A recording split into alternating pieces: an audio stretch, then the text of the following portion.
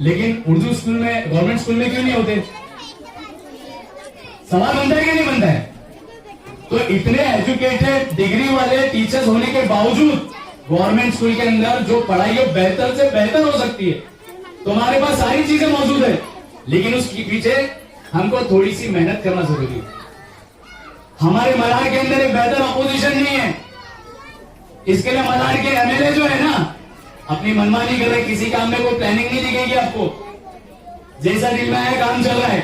लेकिन अब ऐसा नहीं चलेगा, ठीक है। मजलिस इत्तेहादुल मुस्लिमीन अब एक मजबूत ऑपोजिशन बनकर काम करेगी, भले से हम इलेक्शन जीते या नहीं जीते। लेकिन ऑपोजिशन का एक काम होता है कि जो पावर में, सत्ता में जो बैठे हैं ना, उनसे हर एक काम बेहतर तरीके से करा के ले। तो इंशाल्लाह हमारी कोशिश यही रहेगी कि बेहतर से बेहतर ऑपोजिशन जो हम मजबूती से बनेंगे, चाहे इलेक्शन आए या नहीं आए, लेकिन हमारे मलाड की, मालूनी की जनता के लिए जो बेहतर काम होगा इंशाल्लाह। ये मौजूद है एजुकेशन के प्रेशर लेके मैं इसलिए बात कर रहा हूं कि हम इस मालूनी की सरजमीन पर पैदा हुए, बड़े हो गए, लेकिन वो मॉडल ऑफ एजुकेशन जो हैदराबाद में हम देखते हैं, हमारा ख्वाब है कि मलाड मालूनी में भी इंशाल्लाह इस मॉडल ऑफ एजुकेशन को एस्टेब्लिश करने का हमारा ख्वाब है। और इस ख्वाब को पूरा करने के लिए आप सबकी जिम्मेदारी है कि आने वाले इलेक्शन में, चाहे वो जब भी हो, मजलिस इत्तेहादुल मुस्लिमीन को पावर देना ये आप सबकी जिम्मेदारी है। बिना पावर के मलाड मालूनी के अंदर मुसलसल 4.5-5 साल से हमारे नासिर कुरैशी साहब जो मजलिस की खिदमत में लगे हैं और मजलिस इत्तेहादुल मुस्लिमीन के जरिए लोगों की खिदमत खल्क में लगे हुए हैं। इन्होंने ना अपने पद की चिंता की, न किसी पोस्ट की चिंता की। आज अल्हम्दुलिल्लाह हर वक्त, चाहे वो रमजान में सहरी के साजो सामान बांटना हो, या हॉस्पिटल्स में जो हमारे पेशेंट्स होते हैं उनको मुलाकात करने जब जाते हैं, उनके लिए जो जरूरत पड़ती है, दवाइयां हो गई, ऑफिस पे आने जाने वाले जो भी हर तरीके से मदद करने की कोशिश करते हैं। और आज भी उसी मकसद को लेकर आपके बीच में आए हैं। एक छोटा सा तोहफा जो बच्चों के लिए लाए हैं उसको आप कबूल करिए। और इस छोटे से तोहफे के साथ में हमारा यही मैसेज है कि एजुकेशन पे हमारे बच्चों को बहुत कामयाब बनना है। हमारी कौम के अंदर से इंजीनियर्स, डॉक्टर्स, लॉयर्स, इन सब की जरूरत है। हम आप सबको यही मैसेज देना चाहते हैं कि हमारे बच्चों को खूब पढ़ाइए, लिखाइए, आगे बढ़ाइए। और जब मजलिस इत्तेहादुल मुस्लिमीन मलाड के अंदर पावर में आएगी, ये हमारा वादा है कि जिस तरीके का मॉडल ऑफ एजुकेशन हैदराबाद में आपको देखने को मिलेगा, वही सेम टू सेम मॉडल, हमारी कोशिश ये रहेगी कि मलाड मालूनी के अंदर उस तरीके के स्कूल को एस्टेब्लिश किया जाए।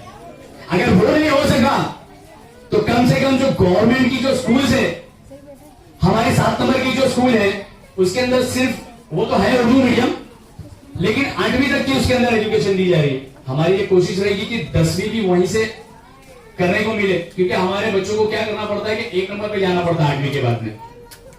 और हमारे दिमाग में एक स्ट्रेटेजी और आई है एजुकेशन को लेके, जो 8 नंबर पे हमारा सेकेंडरी स्कूल को जो तोड़ के वापस से बनाया गया, तो हमारी मांग हम ये रखने वाले हैं कि उस स्कूल के अंदर, गवर्नमेंट स्कूल के अंदर इंग्लिश मीडियम की शिक्षा दी जाए। इंग्लिश मीडियम, क्योंकि प्राइवेट स्कूल्स में जो आजकल जो फीस चल रही है 1800, 2000, 1600 ये फीस ली जा रही है, लेकिन सेम एजुकेशन अगर गवर्नमेंट स्कूल में मिलेंगे तो ये बेहतर होगा कि नहीं होगा? जवाब चाहिए आप लोगों से। बेहतर होगा ना? प्राइवेट स्कूल्स के अंदर स्कूल की टीचर जो एजुकेशन आपके बच्चों को पढ़ाती है, आप लोग ने कभी ये सवाल नहीं किया होगा कि आपकी टीचर्स की डिग्री क्या है? कोई भी टीचर्स की डिग्री जो होती है वो बीएड होती है, बैचलर ऑफ एजुकेशन, और जो प्रिंसिपल होता है उसकी डिग्री होती है डीएड, डायरेक्टोरेट ऑफ एजुकेशन।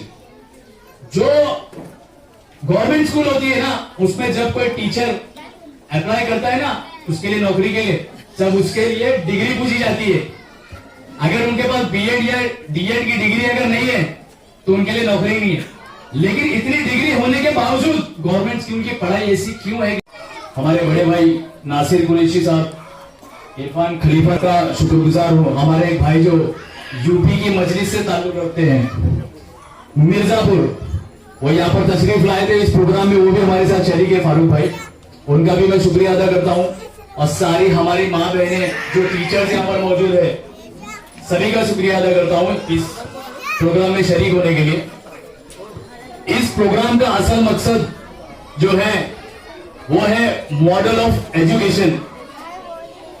आज जो बच्चों को जो स्कूल की किट जो तकसीम की जाएगी इस प्रोग्राम के जरिए, वो एक छोटा सा तोहफा है, लेकिन इस तोहफे के पीछे एक मैसेज है हमारी नस्लों के लिए, हमारे आने वाले मुस्तकबिल के जो बच्चे हैं पढ़ाई लिखाई कर रहे हैं।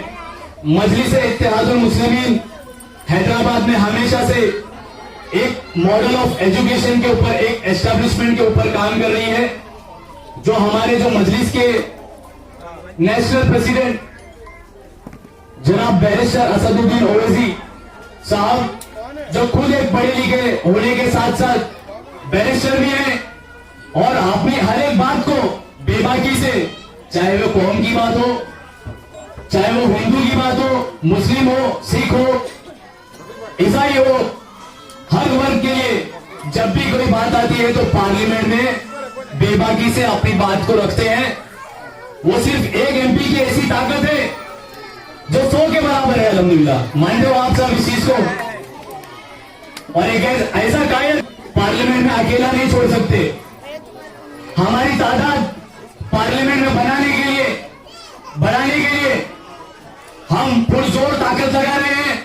और सदर साहब का वही मैसेज लेकर मल्हार मालवनी के लिए हमारे नौजवान जो यूथ की टीम है, गुलाम हुसैन साहब जो अभी आए हैं, कहां के गुलाम भाई, जो हमारे बीच मौजूद है, और हमारी यूथ की टीम भी अभी आई है अल्हम्दुलिल्लाह।